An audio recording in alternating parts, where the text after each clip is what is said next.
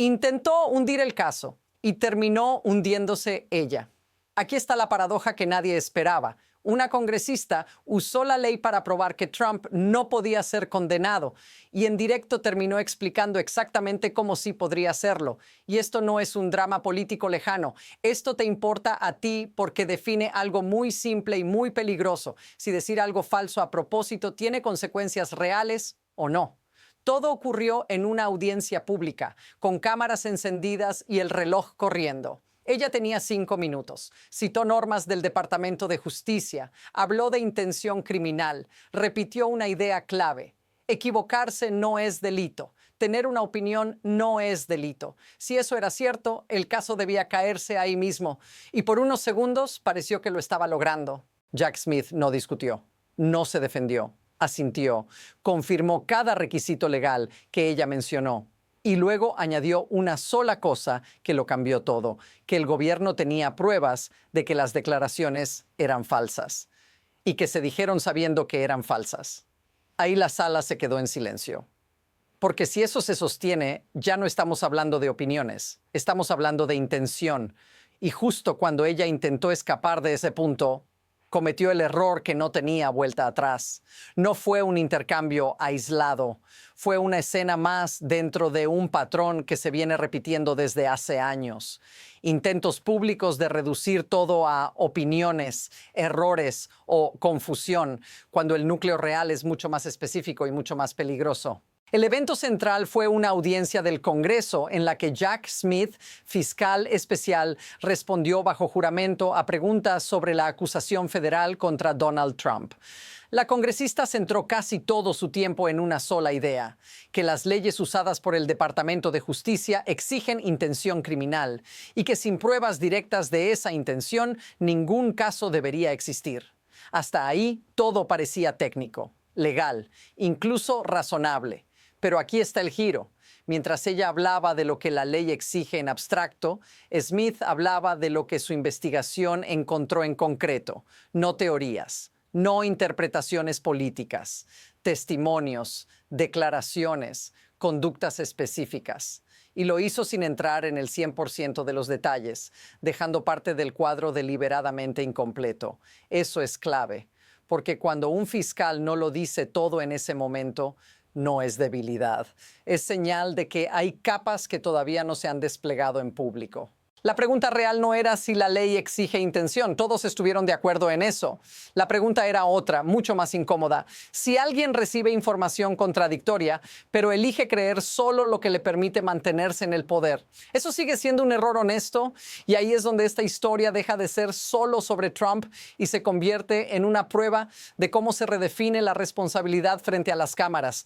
Porque lo que vino después fue el primer golpe de prueba concreta. La afirmación fuerte llegó primero. Este caso no depende de opiniones políticas, depende de intención demostrable. Y esa intención no se infiere por el caos del momento, se prueba con hechos específicos. Eso no lo dijo un comentarista. Lo dijo el propio Jack Smith bajo juramento cuando aceptó que para el cargo de conspiración el gobierno debía probar que las declaraciones eran falsas y que se hicieron sabiendo que eran falsas. Lo que está documentado es esto. Cuando se le preguntó si un error o una simple discrepancia bastarían para condenar, Smith fue claro. Un error no alcanza, una opinión no alcanza. El estándar es más alto y aún así dijo que su equipo tenía pruebas más allá de toda duda razonable, pruebas que incluían testimonio directo de múltiples testigos para demostrar que Trump sabía que lo que decía no era cierto. No habló de suposiciones, habló de personas, de declaraciones, de evidencia que se presentaría en juicio. Y aquí está el detalle que cambia la lectura completa del interrogatorio. La congresista insistió en que Trump recibía consejos contradictorios de distintos asesores. Eso es cierto. Pero Smith no negó ese punto. Lo que explicó es otra cosa. Que Trump rechazó a quienes le dijeron que había perdido, despidió a su equipo original y eligió escuchar únicamente a quienes le decían lo que necesitaba oír para permanecer en el poder. Lo que esto sugiere no es confusión, es selección consciente. Ahora fíjate en lo que no se dijo en ese intercambio. Nadie afirmó que Trump no hubiera sido informado de que había perdido. Nadie negó que funcionarios estatales del DOJ y su propio equipo le dijeron que las acusaciones eran falsas. Ese silencio importa más que cualquier discurso, porque si aceptas que alguien ignora deliberadamente la realidad para obtener un beneficio personal, la palabra error deja de aplicar y en ese punto el caso deja de ser abstracto. Y lo que vino a continuación elevó esa tensión a un nivel todavía más alto. Ahí es donde la situación empezó a escalar de verdad, porque una vez que se establece que la intención puede probarse ignorando advertencias claras, el foco deja de estar en una persona y pasa al sistema. Esto ya no era solo un debate legal en una sala del Congreso. Era la normalización de una idea peligrosa, que un presidente puede rodearse de voces convenientes, descartar a las incómodas y luego presentarse como víctima de confusión. Eso no es nuevo. Ha pasado antes, en otros contextos, con otros líderes. No con discursos idénticos, pero con el mismo patrón. Cuando el poder empieza a tratar la realidad como algo negociable, las reglas dejan de ser límites y se convierten en obstáculos temporales. Y lo que debería ser excepcional empieza a verse como parte del juego. En esta audiencia lo anormal empezó a sonar normal, que un presidente presione a funcionarios estatales, que intente cambiar resultados certificados, que busque reemplazar electores. Todo eso se mencionó casi como si fuera ruido de fondo, pero en conjunto no es ruido. Es una secuencia. Y mientras la congresista intentaba reducir todo a tecnicismos, otros miembros empezaron a introducir documentos al registro, artículos, quejas, investigaciones paralelas. Cada uno por separado parecía menor. Juntos creaban presión, velocidad, saturación. Aquí está el giro inquietante. Cuanto más se acumulan estos episodios sin consecuencias inmediatas, más fácil se vuelve repetirlos. La excepción se convierte en precedente y el precedente en permiso. Y justo cuando parecía que la audiencia se estaba diluyendo en procedimiento, apareció una segunda ronda de testimonios que cambió por completo el tono. El segundo golpe fue más directo y mucho más difícil de esquivar, porque ya no se trataba de interpretaciones legales, sino de acciones concretas, confirmadas una por una. Bajo juramento, Jack Smith respondió sí, repetidamente a preguntas muy específicas. ¿Intentó Trump fabricar listas falsas de electores en 7 estados que había perdido? Sí. ¿Presionó a funcionarios estatales para ignorar los conteos reales de votos? Sí. ¿Presionó al Departamento de Justicia para detener la certificación? Sí. ¿Presionó a su propio vicepresidente para violar su juramento constitucional? También sí. Aquí está la contradicción que lo cambia todo. En público, Trump hablaba de dudas, de irregularidades, de solo hacer preguntas. Pero según el propio fiscal, en privado admitía que había perdido. Smith confirmó que Trump dijo frases como, no importa si ganaste o perdiste, tienes que luchar como el infierno. Y, ¿puedes creer que perdí contra este tipo? Eso no es confusión, es doble discurso. Este es el punto de no retorno para el espectador, porque una cosa es repetir acusaciones creyéndolas ciertas y otra muy distinta es seguir repitiéndolas después de admitir, en privado, que no lo son. Ahí la narrativa de opinión se rompe por completo. Y fíjate otra vez en lo que no se negó. Nadie contradijo esas citas. Nadie dijo que no existieran esos testimonios. Nadie cuestionó que esas presiones ocurrieron. El silencio volvió a hacer el trabajo pesado. Cuando palabras públicas y acciones privadas apuntan en direcciones opuestas, el caso deja de ser político y se vuelve estructural. Ya no se trata de lo que se dijo en un mitin, sino de lo que se hizo cuando nadie estaba mirando. Y justo cuando el peso de esas confirmaciones empezó a asentarse, la audiencia entró en una fase caótica, acelerada, casi fuera de control. Todo se aceleró al mismo tiempo. Mientras el peso de esas admisiones aún estaba en el aire, la audiencia se fragmentó en múltiples frentes. Un congresista tras otro pidió introducir documentos al registro, artículos, investigaciones, acusaciones cruzadas, pagos a informantes, registros telefónicos entregados, reuniones previas a la acusación. Cada intervención duraba segundos, no había espacio para procesar nada. La sensación en la sala cambió. Ya no era control, era saturación, velocidad, presión, como si el sistema estuviera tratando de hablar en demasiadas voces a la vez sin decidir cuál importaba más. El reloj avanzaba, los turnos se solapaban, incluso los propios legisladores parecían perder la cuenta de quién tenía la palabra. Y ahí está el punto clave. Cuando todo ocurre tan rápido, la responsabilidad se diluye, no porque desaparezca, sino porque se vuelve más difícil de seguir. El ruido no elimina los hechos, pero sí cansa al público, y el cansancio es una forma de pérdida de control. En medio de ese caos, algo quedó claro. Esto ya no dependía de una sola pregunta ni de una sola respuesta. Era una acumulación. Y las acumulaciones, cuando no se detienen, tienden a romper algo. What happens if this continues? Ahora cambia la cámara, te toca a ti, porque mientras todo esto suena lejano, legal, institucional, el impacto real no ocurre en Washington, ocurre en la vida cotidiana. Ocurre cuando la gente deja de confiar en que las reglas significan algo, cuando votar empieza a sentirse inútil, cuando los funcionarios locales reciben amenazas, cuando policías, trabajadores electorales y ciudadanos comunes pagan el precio de una narrativa que nunca se corrige. Eso no es teoría. En esa misma audiencia, una congresista describió estar atrapada en la galería de la Cámara el 6 de enero, escuchando golpes en las puertas, oyendo amenazas directas.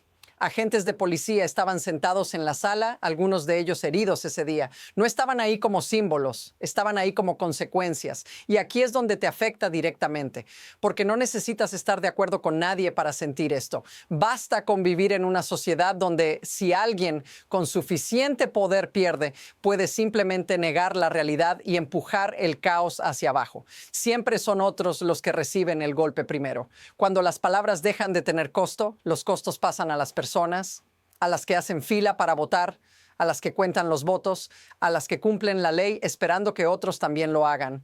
Si esto te resulta familiar, dilo en los comentarios.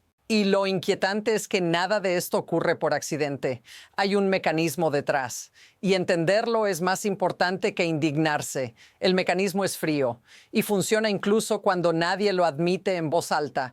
No se sostiene solo con ideología, ni con carisma, ni con discursos.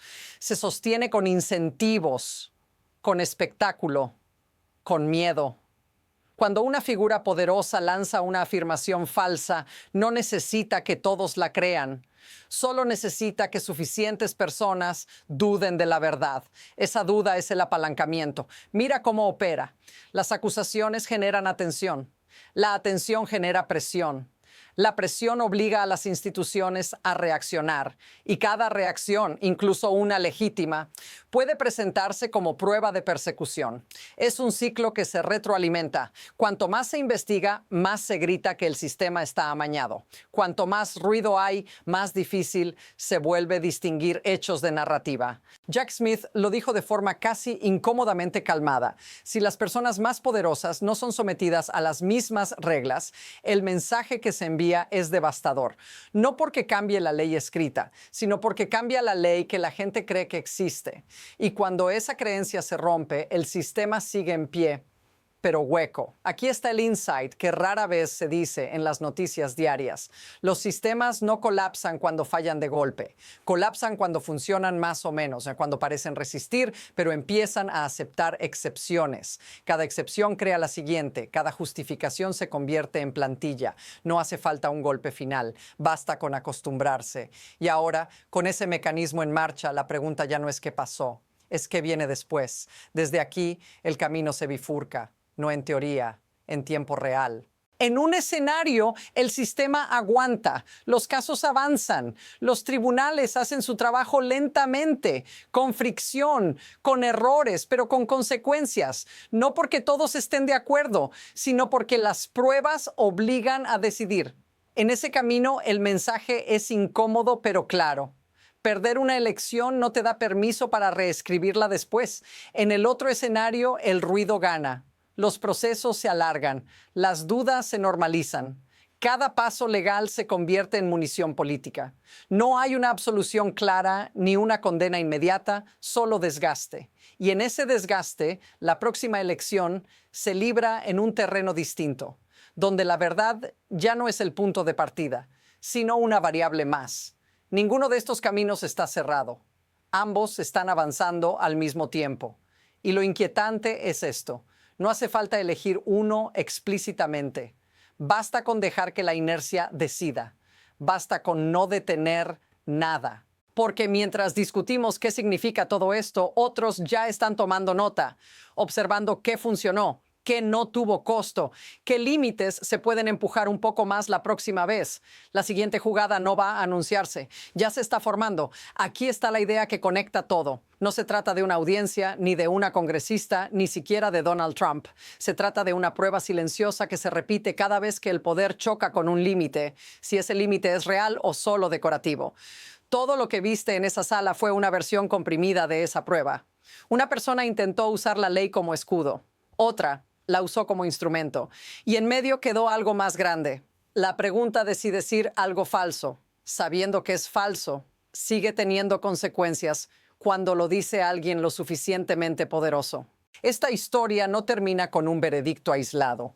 Continúa con cada elección, cada investigación y cada vez que alguien empuja un poco más allá de lo permitido para ver si alguien lo detiene. Esa es la verdadera narrativa. El resto es ruido.